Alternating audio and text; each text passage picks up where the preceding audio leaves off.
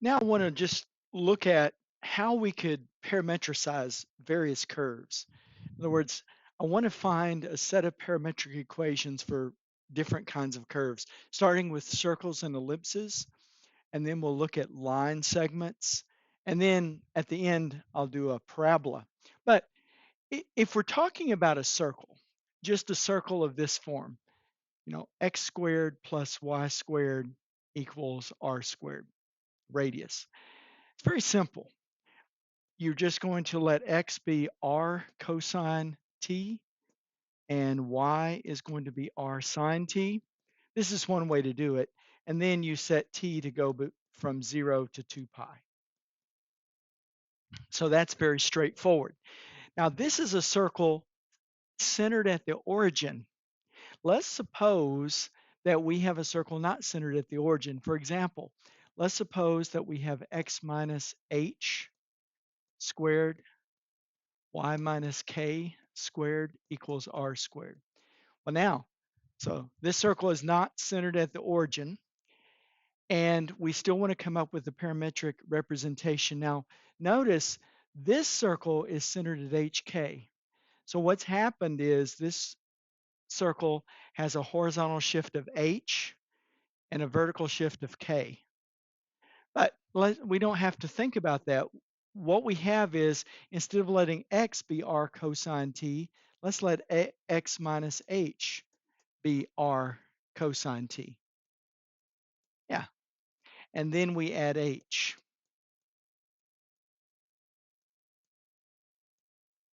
Yeah, and there it is. And we can do the same thing for y. We could say, well, let's let y be, or sorry, let's let y minus k be r sine t. And if that's the case, then y is equal to r sine t plus k. And there you have it. So you have your parametric equations, this one for the horizontal and this one for the vertical position. And then you still say, well, then t goes between 0 and 2 pi. So that's how you can get that shift in there. Now let's consider an ellipse. Let's suppose that we've got x squared over a squared plus y squared over b squared. So that's just a standard equation for an ellipse centered at the origin. Here's what we want to do. We want to take this x over a, and we'll let that equal cosine t.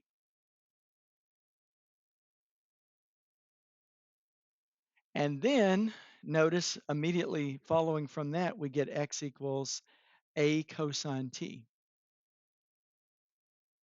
Now we do the same thing for the y. I'll let y over b equal sine t. And immediately we get y equals b sine t. Now let's just verify that that works. So let's plug this in up here. So instead of x squared over a squared, I'm going to do a squared cosine squared t over a squared. See, I'm just substituting in for x, a cosine t. And I do the same thing for the y. I substitute in b sine t. So we've got b squared sine squared t over b squared. And let's see now, if this set of parametric equations work, then that should equal 1. Well, let's take a look. Notice these a squares cancel, the b squares cancel, and we're left with cosine squared t plus sine squared t. And yeah, that does equal 1. So we hit it. We hit the jackpot there.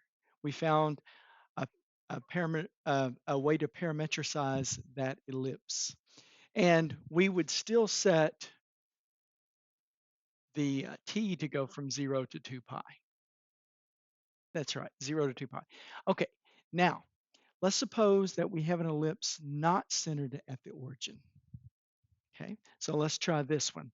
We've got x minus h squared over a squared.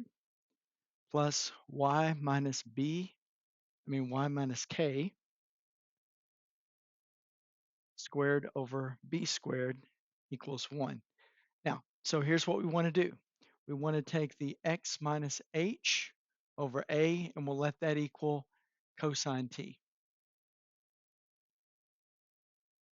And of course, that means that x minus h equals a cosine t, or x equals a cosine t plus h. There it goes. Likewise, for the y's, we've got y minus k over b equals cosine t, or sine t, I'm sorry. And then that means that y minus k is equal to b sine t. Or finally, y equals b sine t plus k. There we have it. There's our there is our set of parametric equations, and we'll let t go between 0 and 2 pi. There we go. So there we have just a general procedure for an ellipse or circle.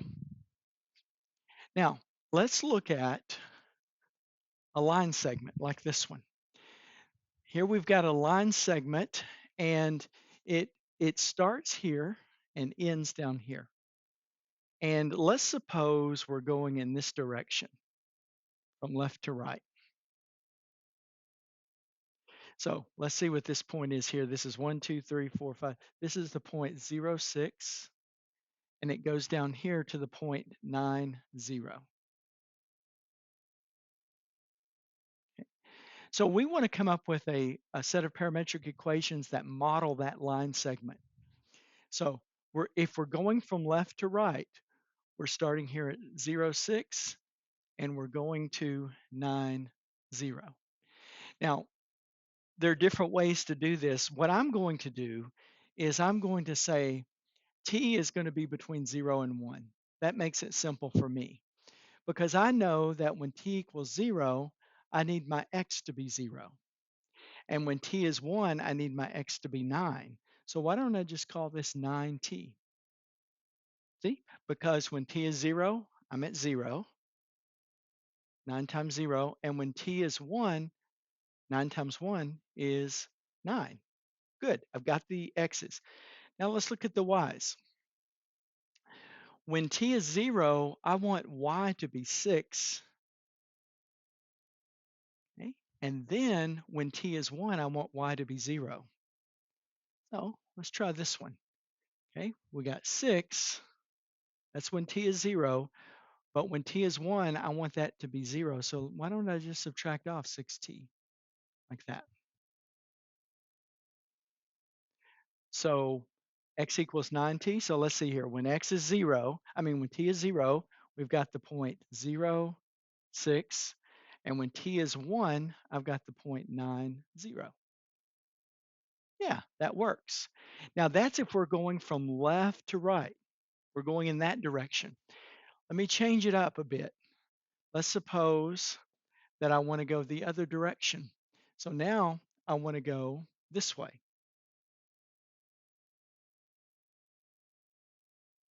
So I'm going to start over here at 9, 0, and I want to end up at 0, 6. Okay? So we're not really accustomed to going right to left. We're used to going left to right. So let's see how this would go. Now, and I'm still going to let t be between 0 and 1. So when t is 0, I need x to be 9. Okay? So why don't I do this? Why don't I do 9? Now that's when t is 0, but when t is 1, I want x to be 0. So let me subtract off 9t. There it goes. So when t is 1, when t is 0, x is 9, and when t is 1, x is 0. Perfect. That's what we wanted. Now let's see what y is. When when t is 0, we want y to be 0. And when t is 1, we want y to be 6. So let's just do this, 6t. That'll do it. So notice I could have done, there's infinite number of ways I could have modeled this line segment, but having t go between 0 and 1 makes things a lot easier. You could do different ranges for t, different intervals for t, and you would have to modify your equations. But I think letting t go from 0 to 1 is the simplest. Now, let's look over here at a parabola. And so this is a parabola that, it goes like this, and it goes from -4, 0 to 4, 0, like that. And let's first of all say we're going to model it going this way, left to right. Now, one really easy way to do that is just say, well, x is going to be t, and y is going to be 16 minus t squared, and have t go between -4 and 4. So this is an easy way to find parametric equations for a lot of different curves.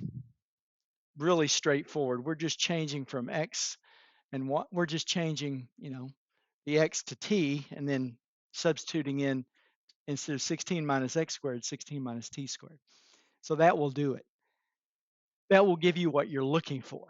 But let's suppose that, whoops, let's suppose that we're going the other way. Let me just go ahead and erase this whole thing. Whoops. Okay. Let's suppose we're going the other way. Okay. So let's suppose we're coming from right to left. Okay. So we're going, so here's -4, 0 still, and here's 4, 0. But this time we're going this way. We're starting at 4, 0, and we're going to -4, 0. In other words, when I plug in the -4, I want to get a +4. So why don't we do this? Why don't we say x equals -t? So that means, think about it. When I put in a 4, I'm going to get -4. So it's like I'm plugging in this over here. When I plug in, a -2, it's like I'm plugging in, or when I plug in a 2, it's like I'm plugging in -2. Now, and then we say, well, y is 16 minus t squared, same thing. So this will give us a parabola going the other way. But both ways, we can choose our direction. We can make a real simple change and change the direction that the parabola is being traced.